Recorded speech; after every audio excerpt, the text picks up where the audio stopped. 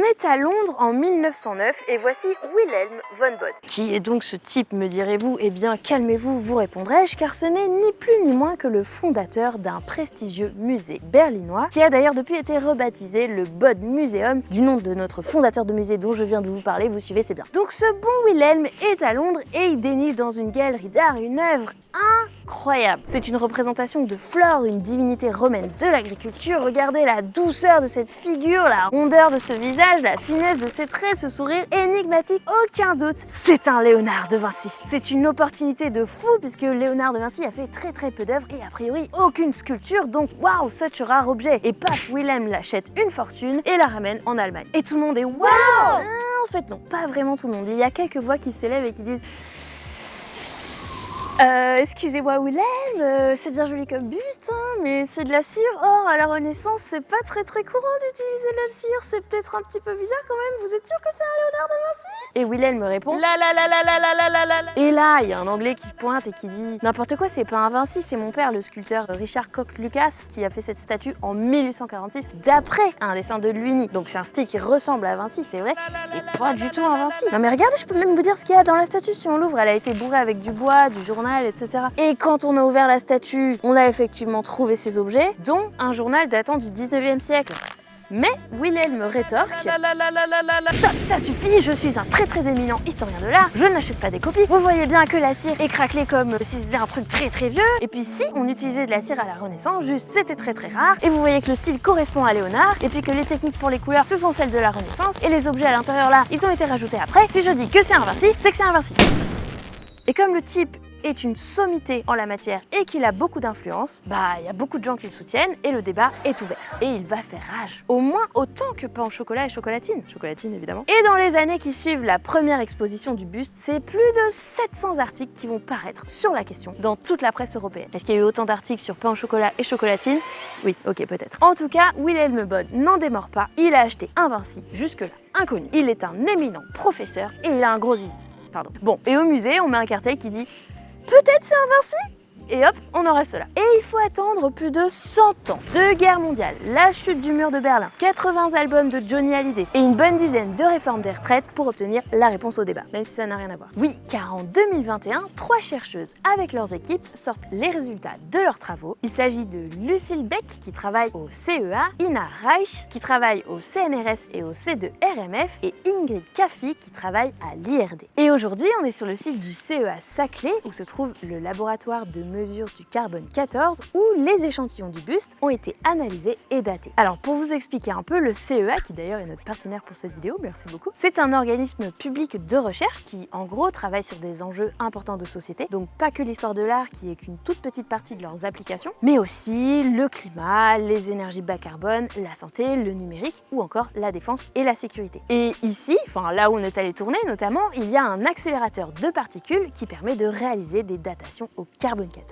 C'est pourquoi nos chercheuses ont été contactées par le musée de Bode pour régler cette histoire de statue une bonne fois pour toutes. Et nous avons eu la chance d'en rencontrer 2 d'entre elles. Je suis Lucille Beck, physico-chimiste et archéomètre et je dirige actuellement le laboratoire de mesure de carbone 14 au CEA Saclay. Je m'appelle Ina Reich, je suis aussi physico-chimiste et archéomètre. Je travaille actuellement à l'Institut de recherche de Chimie Paris dans une unité mixte avec le Centre de recherche et de restauration des musées de France. Alors ça veut dire qu'on a, enfin pour moi, une formation de physicienne et de chimiste et ensuite une spécialisation en archéométrie qui sont les sciences appliquées à l'étude du patrimoine culturel qu'on appelle maintenant les sciences du patrimoine. On résout en gros des questions d'ordre historique, archéologique, de conservation ou d'histoire de l'art, mais on répond aux questions en utilisant des méthodes physico-chimiques. Et donc les conservateurs du musée Bode de Berlin nous ont contactés pour étudier le buste Flora avec les nouvelles méthodes disponibles à l'heure actuelle, donc des méthodes de pointe comme la datation carbone 14 par accélérateur, comme on peut le faire à Artémis ici au CEA. Alors nos chercheuses ont donc fait analyser plusieurs petits prélèvements de la cire de la statue qui se trouve contenir du spermacétie ou blanc de baleine qui provient de la tête de certains cétacés et la blague est tellement évidente que je vous l'épargnerai.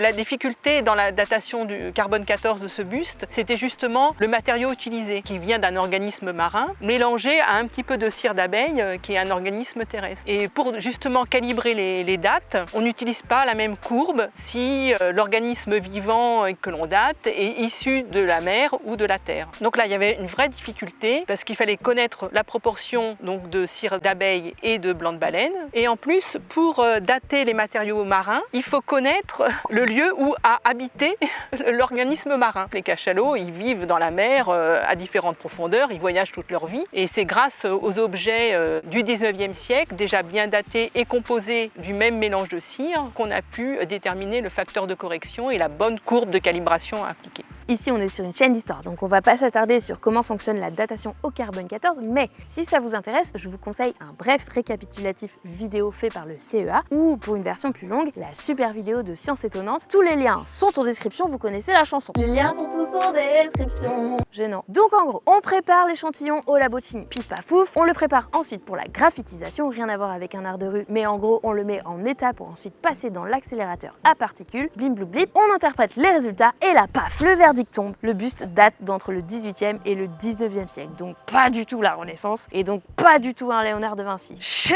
Wilhelm!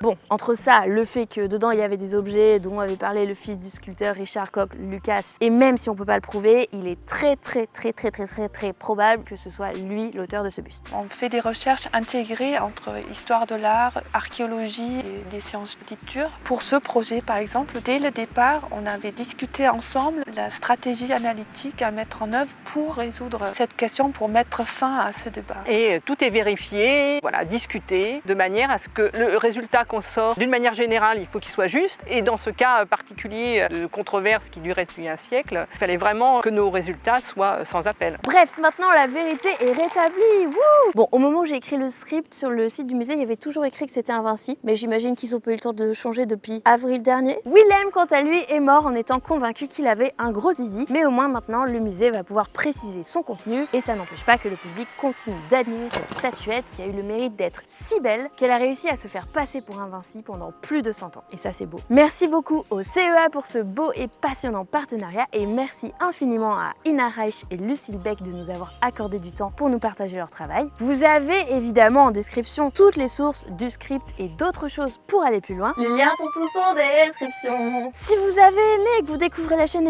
n'hésitez pas à vous abonner. On est plein de fous ici et non, on est des gens normaux. C'est très sérieux. Ne vous abonnez pas d'ailleurs, c'est chiant en fait. Ah oui, vous pouvez aussi nous rejoindre sur Instagram, j'ai lancé un nouveau concept. Attention, vous êtes prêts? Il s'agit de mèmes avec des tableaux, ok, vous avez déjà vu ça, mais ils sont particulièrement rigolos parce que je les fais faire par des gens qui sont très forts en mèmes, que j'ai dégoté sur le Nurshi de Manon Bril. Il y a un Nurshi de Manon Bril sur Facebook, c'est pas moi qui l'ai fait, et je suis dessus, les gens sont drôles, je les ai embauchés. Bref, donc vous pouvez rigoler avec des tableaux, et moi je prépare une petite description rigolote, décalée, comme je sais le faire, pour vous expliquer les tableaux en se tapant les cuisses avec des mèmes, mais en apprenant des trucs. C'est un petit peu la philosophie de la chaîne. Enfin, vous verrez, c'est mon style comme vous connaissez, n'est-ce pas? Donc venez voir ça sur Instagram si ça vous chauffe. Sinon, merci beaucoup d'être resté jusque là. Quelle heure il est là? C'est l'heure d'aller manger, non? Allez manger.